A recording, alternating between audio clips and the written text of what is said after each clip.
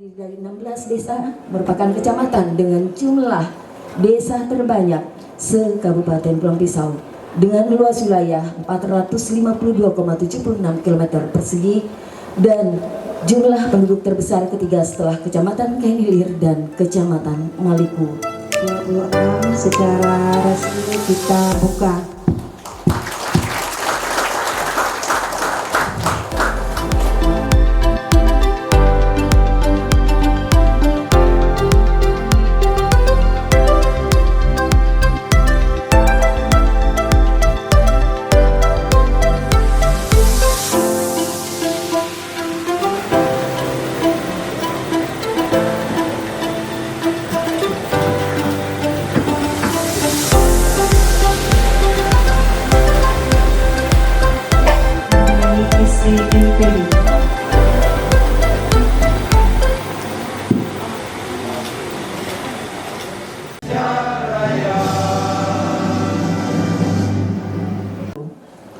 Kita telah menyelesaikan musrembang tingkat desa yang dilaksanakan sejak tanggal 13 Januari 2025 sampai dengan 23 Januari 2025. Dan selama musrembang tingkat desa banyak usulan-usulan yang disampaikan, baik usulan baru, usulan lanjutan maupun usulan lama yang masih belum terrealisasi dan dirasa adalah merupakan program prioritas oleh desa. Dan pada hari ini kita semua melaksanakan musrembang di kecamatan Pandih Batu berdasarkan surat Bupati Pulang Pisau nomor 000.1.1.4/25/BUPP Pulpis _2 Romawi _2025 tanggal 5 Februari 2025 hal penyampaian jadwal musrembang RKPD tingkat kecamatan tahun 2025 untuk perencanaan tahun 2026. Kami telah melakukan rekapitulasi terhadap berbagai usulan dari 16 desa, yaitu yang pertama, usulan prioritas pertama sebanyak 953 usulan yang terdiri dari bidang infrastruktur sebanyak 510 usulan, bidang ekonomi sebanyak 191 usulan, dan bidang sosial budaya sebanyak 252 usulan.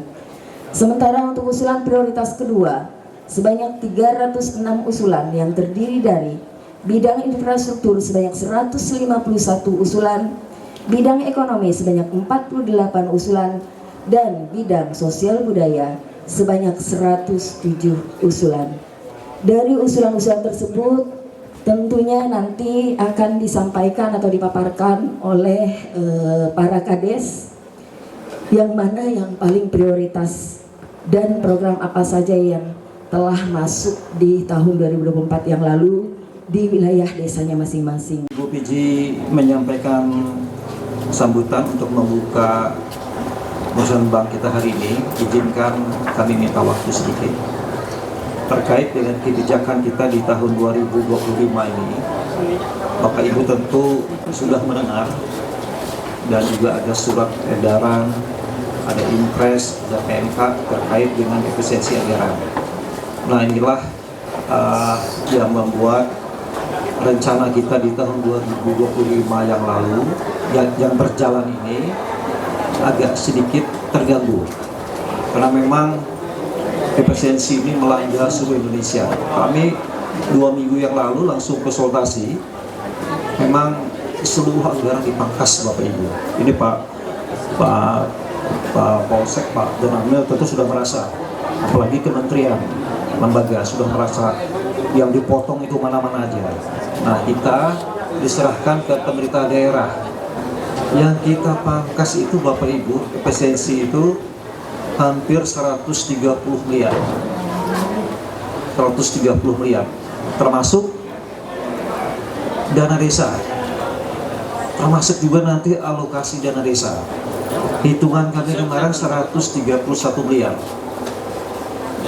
Nah, tentu ini akan menyesuaikan, terutama yang untuk infrastruktur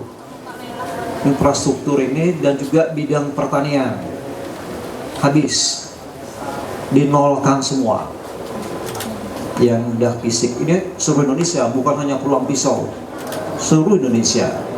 Dan kemudian yang untuk dana alokasi umum, memang di situ ada yang harus dipangkas adalah infrastruktur, tapi buat kami infrastruktur kegiatan, program kegiatan yang sudah disusun oleh Dinas PUPR, kemudian berapa dinas terkait perkebunan tidak mungkin kita hapus.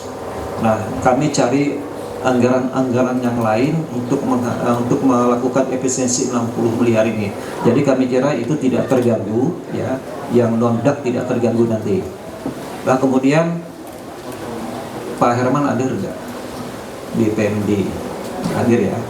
Nah, alokasi dana desa Pak Kades 6 miliar Pak. Mau tidak mau kita pangkas. Nanti akan kita terbitkan peraturan bupatinya lagi. Kemudian dana desa juga. Dana desa.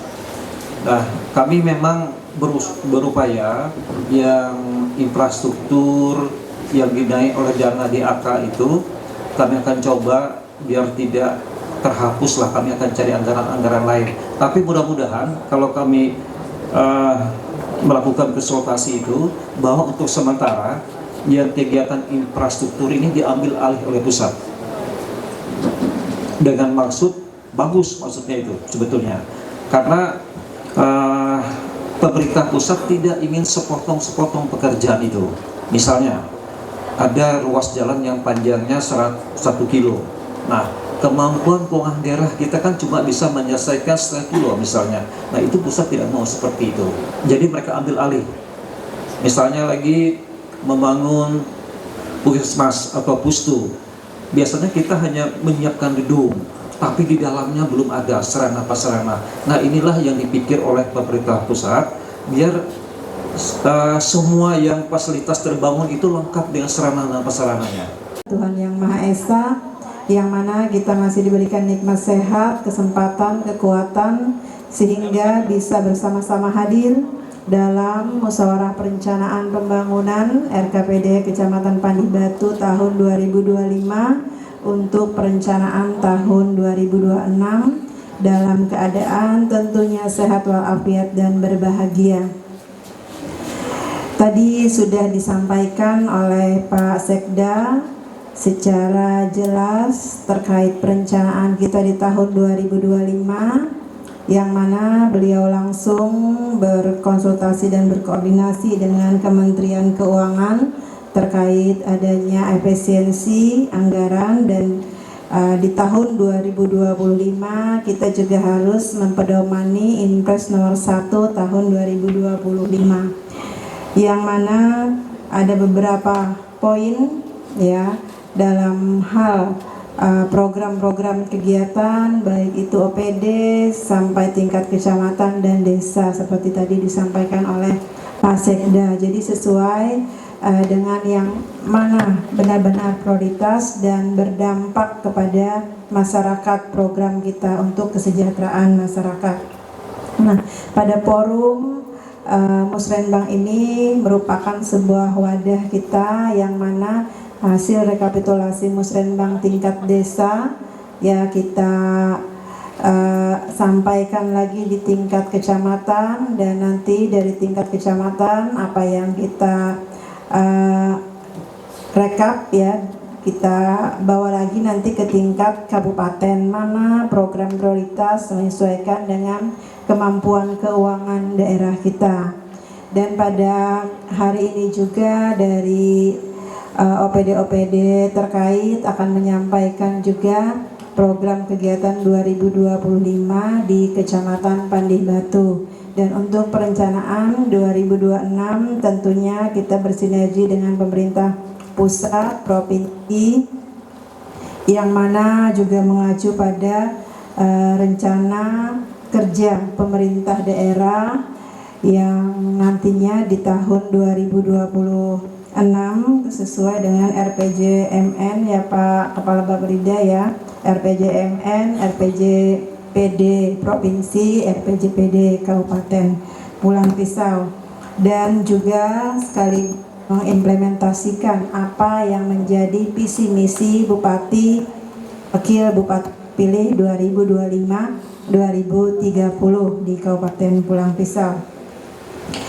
Bapak Ibu yang saya banggakan, seperti yang disampaikan juga oleh Ibu Cam terkait usulan-usulan dari desa sekecamatan Pandih Batu, baik itu di tahun 2026 ini tadi saya menangkap informasi lebih dari 900 ya usulan yang prioritas pertama dan 300 lebih usulan untuk prioritas yang kedua. Tentunya semua itu sangat memang mewakili apa yang menjadi aspirasi masyarakat sekecamatan Pandih Batu. Tentunya pemerintah kabupaten berupaya untuk mengakomodir apa yang menjadi aspirasi masyarakat melalui usulan-usulan tingkat musrenbang, baik di tingkat desa, dibawa ke tingkat kecamatan dan nantinya di tingkat kabupaten. Tetapi kita juga harus menyesuaikan dengan mandatorinya yang memang harus dipenuhi dan menyesuaikan dengan kemampuan keuangan daerah kita. Oleh karena itu ada beberapa mungkin yang belum bisa tuntas di tahun 2024 kemarin, di 2025 secara bertahap. Ya, seperti tadi Pak Sekda juga menyampaikan, DAK kita di fisik di 2025 ini mungkin ada cara pemerintah pusat nantinya untuk melaksanakannya, apakah tuntas seperti jalan kita ke Belanti itu, karena di tempat kita di Bahaur Maliku Bantanan sampai ke Sebangau itu panjangnya juga ya. Terus di Bahaur Cemantan itu 49 km lebih. Kemudian juga daerah Bukit Liti sampai Bawang kemarin juga disampaikan dan dibantu juga oleh provinsi ya, ada beberapa paket. Memang karena kemajuan teknologi kita sekarang itu lebih mudah mendapatkan informasi dari TikTok ya, dari media-media sosial terkait dengan kerusakan jalan ya, kerusakan sarana prasarana yang ada di daerah kita. Sebenarnya kita miris juga ya melihat, kita ingin jalan-jalan kita itu semua bisa dilewati, semua mulus ya. Tetapi tadi kita menyesuaikan dengan kemampuan keuangan daerah. Kita berusaha mengefisiensi yang tidak prioritas untuk bisa dipindahkan ke infrastruktur yang memang dibutuhkan, seperti Bu Camat bilang agak bergelombang sampai ke aula Kecamatan Pandih Batu. Nah, ini di tahun 2024 kemarin dengan Dinas PUPR juga sudah kita alokasikan anggaran ya Pak Kadis ya, dan mudah-mudahan nantinya dengan adanya mungkin yang lebih spot-spot yang lebih urgent dulu yang harus kita selesaikan, tidak secara keseluruhan misalnya harus diaspal ya karena keuangan kita. Nah, ini yang akan kita laksanakan. Tetapi di akhir sambutan Pak Abu Camat tadi juga menyampaikan kita siap untuk menjaga, merawat sarana prasarana infrastruktur yang dibangun pemerintah dengan pertama mungkin menghimbau kepada pengguna jalan khususnya truk sawit, truk log, kayu, truk-truk yang overload ya, untuk melewati jalan yang sesuai dengan kemampuan jalan tersebut muatannya. Nah, ini juga harus kita sepakati bersama, himbauan mungkin nanti melalui Pak Kapolsek, Pak Dan Ramil juga ya, Bu Camat, Kepala Desa ya, dan tokoh masyarakat BPD juga, bagaimana untuk menjaga agar jalan kita itu tidak rusak parah ya apabila nanti ada perbaikan-perbaikan dari anggaran pemerintah. Kemudian kita juga mengoptimalkan potensi-potensi pendapatan asli daerah, karena sepertinya pemerintah pusat juga akan mengurangi bantuan-bantuan ke daerah, yang mana kita didorong untuk meningkatkan pendapatan asli daerah kita dengan potensi-potensi yang bisa kita kembangkan di wilayahnya masing-masing. Seperti di Kabupaten Pulang Pisau, kita punya potensi untuk lahan pertanian, lahan perkebunan, kemudian untuk tanaman palawija, hortikultura yang lainnya, potensi perikanan ya, dan juga potensi-potensi pariwisata yang mana saya yakin kepala desa juga mempedomani hal tersebut, karena banyak kepala desa juga membuat inovasi-inovasi, kemudian membangun objek-objek wisata di wilayahnya, kemudian juga membangun kolam-kolam ikan, pertanian, perkebunan, semata-mata adalah ingin mendapatkan pendapatan asli daerahnya melalui apa yang bisa dikembangkan, yang bersinergi juga dengan pemerintah kabupaten dan juga provinsi. Nah, mungkin ini tidak panjang lebar dulu di pembukaan Musrenbang. Nanti kita mendengar langsung dari OPD apa program kegiatan tahun 2025 di Kecamatan Pandi Batu yang bisa disampaikan, dan mungkin nanti dipandu juga baik oleh Pak Sekda nanti ya, perwakilan dari kepala desa juga, dari forum anak daerah, dari BPD, apa yang prioritas yang di 2026 kita usulkan. Di 26 secara resmi kita buka.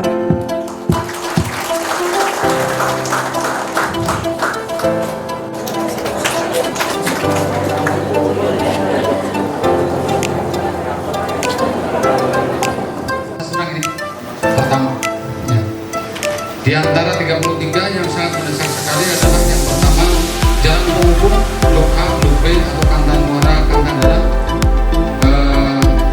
Skuder ya, jalan tiap jalur itu terlihat saluran ini sekitar 6 kilo, jalan Sawi 11 sepanjang 200 meter di desa dan area publik.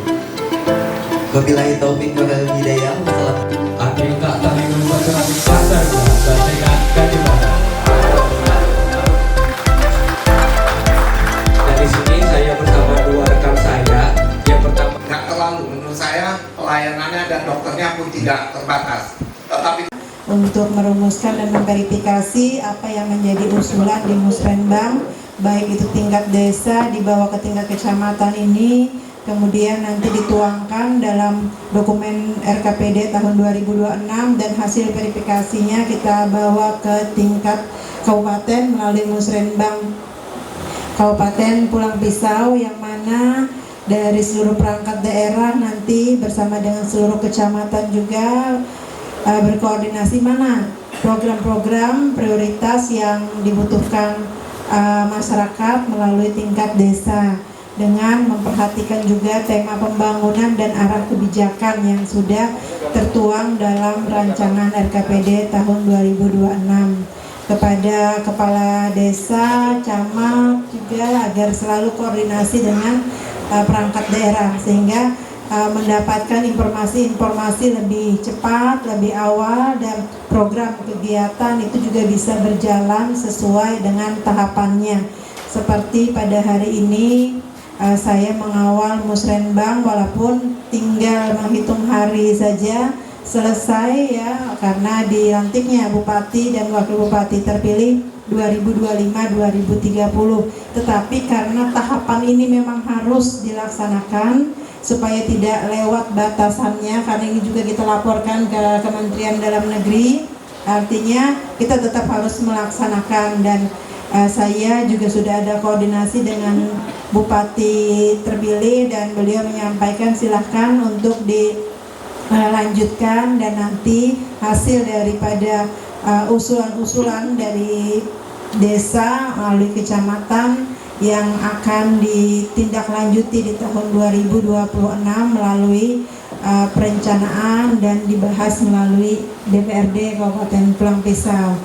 Nah, saya menekankan kembali atau mengingatkan kembali, untuk program kegiatan sebaik apapun kita perlu adalah pemutakhiran data. pemutahiran data seperti RDKK untuk para petani mendapatkan bantuan pupuk bersubsidi ini per 4 bulan. Artinya harus intens tadi koordinasi kepada desa, wali kecamatan dengan dinas teknisnya agar petani-petani kita itu bisa benar-benar tepat sasaran mendapatkan bantuan pupuk yang bersubsidi. DTKS juga, PKH, KRS itu juga harus dimutakhirkan data karena program kita itu intervensinya akan lebih tepat sasaran dan efisien. Berdasarkan monitoring dan evaluasi di tahun 2024 masih banyak ya yang disampaikan oleh masyarakat ketidaktepatan sasaran untuk intervensi, baik itu bantuan-bantuan sosial ya, bantuan-bantuan lainnya dari kabupaten, dari provinsi maupun dari pemerintah pusat. Oleh karena itu pemutakhiran lebih tepat yang data dari kepala desa, libatkan RT RW-nya karena yang mereka yang lebih tahu warganya yang benar-benar membutuhkan bantuan yang masuk di kategori pemutakhiran data tersebut. Artinya program kita untuk meningkatkan kesejahteraan masyarakat. Dan terkait dengan arsip juga, arsip desa ya, untuk menjadi perhatian, jangan sampai ganti kepala desa ada lagi surat tanah. Nah ini bisa terjadi tumpang tindih, ini yang akan menimbulkan sengketa-sengketa di daerah kita. Kemudian pemerintah pusat mengutamakan bahwa pemerintah daerah harus mengoptimalkan potensi desa ya, seperti disampaikan oleh Kepala Bapenda tadi untuk PBB P2-nya melalui inovasi AJAK ya, agen pajak daerah, didukung nanti oleh kepala desa ya, supaya bisa mendapatkan atau wajib pajak membayarkan PBB P2 karena dari pajak yang dibayarkan ini akan dikembalikan ke desa juga untuk membangun sarana prasarana dan infrastruktur lainnya. Mungkin ini yang bisa saya sampaikan, dan saya pada kesempatan ini juga izin ya dalam mengawal Musrenbang terakhir sebagai penjabat Bupati Pulang Pisau selama kurang lebih 1 tahun 4 bulan atau 16 bulan menjalankan amanah dalam mengisi kekosongan, terutama dalam mengawal Pilkada serentak di tahun 2024. Saya mengucapkan terima kasih banyak juga kepada seluruh kepala desa, kepada BPD, kepada masyarakat yang mengawal juga ya pembangunan di Kabupaten Pulang Pisau, sehingga apa yang sudah kita programkan, apa yang sudah kita laksanakan itu capaiannya cukup tinggi, dan ini tidak lepas dari kerjasama kita semua. Saya sekali lagi mengucapkan banyak terima kasih, dan saya merasa bangga terlibat dalam pembangunan di Kabupaten Pulang Pisau walaupun cukup singkat, tetapi mudah-mudahan ini menjadi kenangan yang terindah dan silaturahmi kita tetap terjalin. Saya akan kembali nanti ke Provinsi Kalimantan Tengah dan tetap akan memprioritaskan program-program yang bersinergi dengan provinsi untuk Kabupaten Pulang Pisau. Mungkin di Provinsi Kalimantan Tengah saya PJ yang paling cerewet dengan kepala dinas. Setiap dinas mengusulkan ke provinsi, baik itu kebijakan di Biro Hukum ya, saya selalu telepon ke kepala bironya, kepala dinas seperti ini yang dinas sosial, Pak, dinas sosial menyampaikan surat nih untuk bantuan banjir, ternyata tidak direspon. Hari ini saya telepon kepala dinasnya di provinsi, kalau bisa ada buffer stok tolong dibantu. Mereka bilang siap, buffer stok ada, dan alhamdulillah mudah-mudahan nantinya walaupun kita cerewet tetapi apa yang kita bisa lakukan itu memang benar-benar bermanfaat untuk masyarakat khususnya di Kabupaten Pulang Pisau. Terima kasih sekali lagi. Saya mohon maaf dalam menjalankan tugas sebagai penjabat bupati, tentunya banyak salah dan hilaf, banyak yang kurang berkenan, mohon maaf. Dan saya akhiri wabillahi taufiq wal hidayah dengan mohon maaf dengan mengucapkan alhamdulillah. Musrenbang RKPD tingkat kecamatan Pandih Batu untuk perencanaan 2026 secara resmi kita tutup. Terima kasih. Wabillahi taufiq wal hidayah. Wassalamualaikum warahmatullahi wabarakatuh.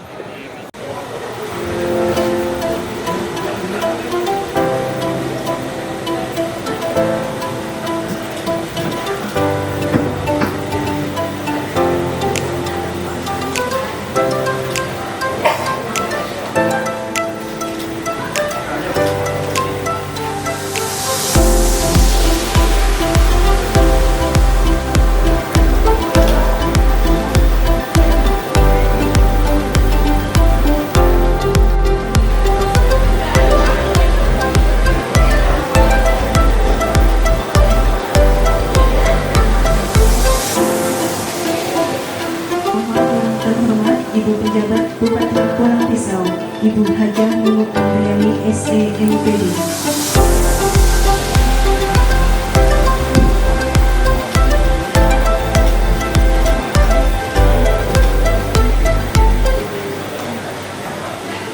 Penanda